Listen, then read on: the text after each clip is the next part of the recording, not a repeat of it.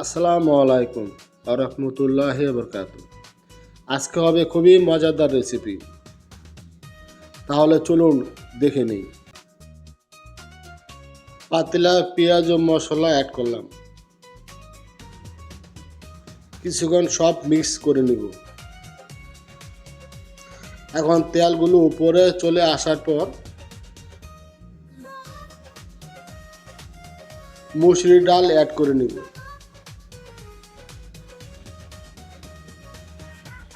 এভাবে কিছুক্ষণ আস্তে আস্তে নাড়াচাড়া করে নিব,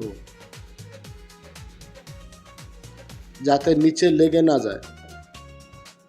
সাবধান, হুঁশিয়ার থাকবেন যাতে নিচে লেগে না যায়। নিচে লেগে গেলে মজাই চলে যাবে। চুলার আগুন অল্প দিবেন।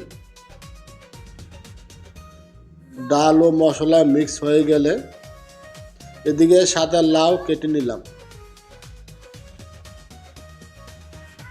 এইভাবে সাইজ করে নেবেন।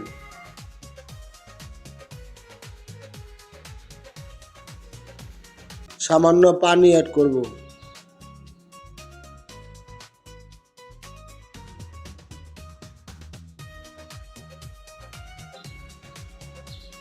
আমরা মানুষ 2 জন, তাই কম নিলাম। মানুষ বেশি হলে পরিমাণ বেশি নেবেন।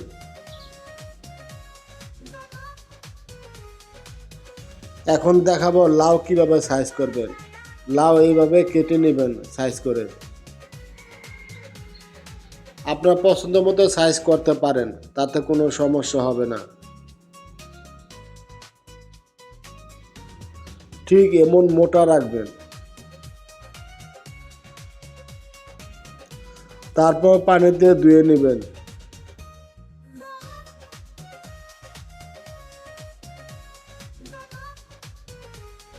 লাউ দেখতে দেখা যায় পরিষ্কার, কিন্তু এটার ভিতরে কষ থাকে। এই জন্য 2 বার করে ধুয়ে নেবেন অথবা 3 বার ধুয়ে নেবেন।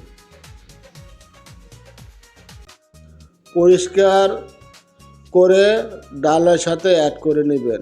আমি এখন ডালের সাথে অ্যাড করছি।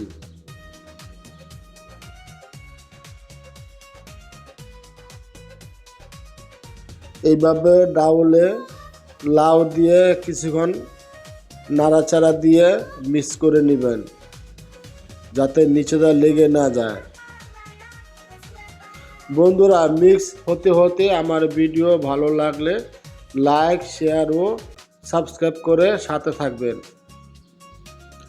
অন্যদিকে 2 টুকরা মাছ নিয়ে নিলাম, রুই মাছ। পেঁয়াজ কেটে নিলাম, ধনিয়া পাতা নিলাম ও মরিচ নিলাম। আমার ডাল ও লাউ তরকারি হয়ে গেল।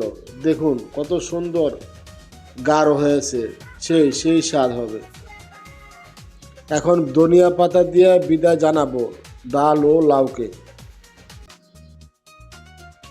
বন্ধুরা, আরেকটা পাতিলা চাউল বসিয়ে দিলাম ভাত রান্না করার জন্য। ভাতের পানি অনেকটা বলক চলে আসছে। অল্প ধনিয়া পাতা রেখে দিলাম, মাছে দিব তাই। এখন মাছ হলুদ লবণ দিয়ে মিক্স করে তেলে ভাজবো। বন্ধুরা, কুয়েতে চাউল 40 মিনিট পানিতে রেখে দিলে ভাত অনেকটাই লম্বা হয়।